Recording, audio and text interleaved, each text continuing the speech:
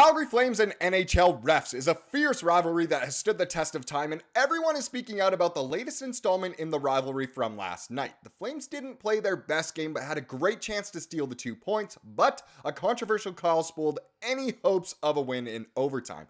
Should this have been a penalty, or did the refs once again cost the Flames? We're going to get into all that and more in this video, but first I want to welcome you to Flames Digest. I'm Mark Griffith. If you're new around here and you love the Flames, make sure you subscribe so you can stay up to date on all the latest news, updates, reports, and rumors revolving around your favorite hockey team. We would love to welcome you to the Flames Digest family. And while the Flames kind of got scammed last night, you won't be if you use Rentals.ca, because this video is brought to you by Rentals.ca, who are proud supporters of Team Canada. While they've been supporting our national team defend their home court in international competition, they've also been helping thousands of Canadians find their home floor all across the country. Whether you're in Toronto, Vancouver, Montreal, Calgary, Halifax, Winnipeg, Mississauga, Edmonton, Victoria, or St. John's, from coast to coast, Rentals.ca have a ton of options to find the perfect place and price for you. Their website is clean and easy to use, and you can pinpoint exactly on the map where you want to move, finding all the options in your area. Find your home court with Rentals.ca. Check out their website in the description or the pinned comment down below. A huge shout out to Rentals.ca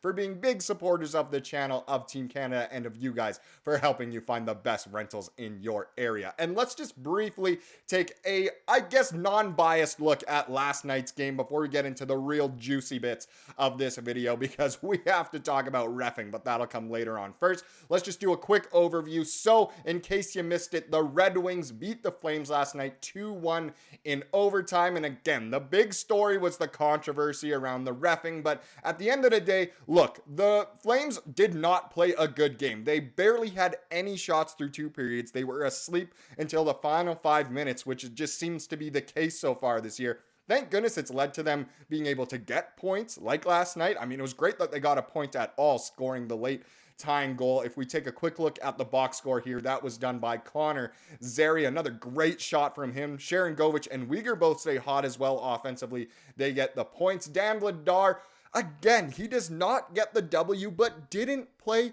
bad. He made 25 saves on 27 shots for a .926 save percentage. And again, you got to feel for the guy. He has played some really good games, but his record just doesn't support that, which is really, really too bad. I mean, sure, it's bringing his trade value up, which is great. Make sure you check out yesterday's video in case you missed it. But either way, Vladar should have got the W if the Flames could have mustered any type of offense through the first 55 minutes of this game.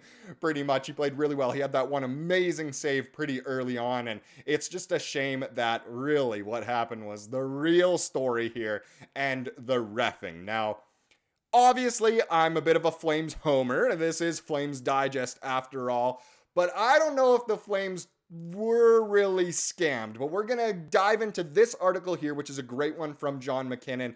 Shout out to him for putting it all together, but it'll be interesting, and then we can kind of decide together at the end if the Flames were screwed over, as it says right here. So were the Calgary Flames actually screwed over by a too many men penalty?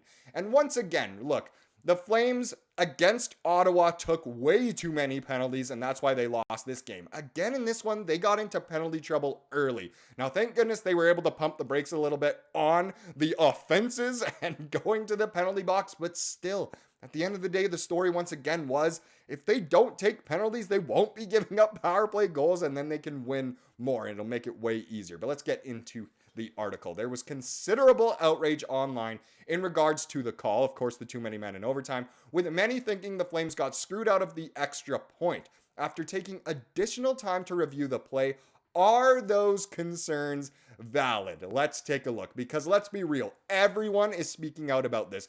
Flames fans, of course, are, but a lot of Red Wings fans and a lot of others from around the league, just hockey fans in general, have been speaking out about this, and everyone has their opinion, of course. So what the NHL rulebook says about too many men. Penalty or no penalty, what art thou? What actually is a too many men penalty, and was that one last night? First off, it's clear to go directly to the rulebook and note what Rule 74 actually says in regards to too many men, and this situation specifically. The rule states, let's get in, players may be changed at any time during the play from the player's bench, provided that the player or players leaving the ice shall be within 5 feet of his player's bench and out of the play before the change is made. Now, I know already people reading that are going to say, well, this was way out of the play. You know, there was no one, the puck wasn't even close to the Flames bench, and it looked like a routine change in a way. The big asterisk here is the 5 feet kind of thing. I mean, 5 feet really isn't that much. That's shorter than most adult males, right? So it's really not all that much, and maybe upon review, maybe the Flames were quite a bit further than 5 feet away. So now going back to last night's game, thanks to Twitter user Tim Craig, we have a point in time screenshot of when the linesman made the call on the Flames. So if you look in here closely, this is exactly when the penalty was called. It wasn't when the actual, change started to happen. The line change started to happen. And keep in mind, you can only have 3 people on the ice during 3-on-3 overtime.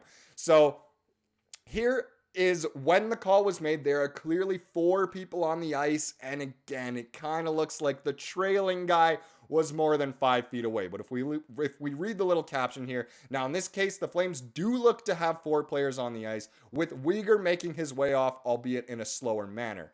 I am no measurement specialist, but in this play, Weegar does not look like he is 5 feet from the bench. And it is true. I personally was watching the American broadcast of this one. I like watching different broadcasts every now and then. And they were saying, well, there's 5 Flames on the ice. This obviously is a penalty, but it really did look like a routine line change. And we saw how upset people like Connor Zary were about this in general. So if we take a little step further, players may be changed. Oh, sorry, I went 1 step back. This is 1 step further.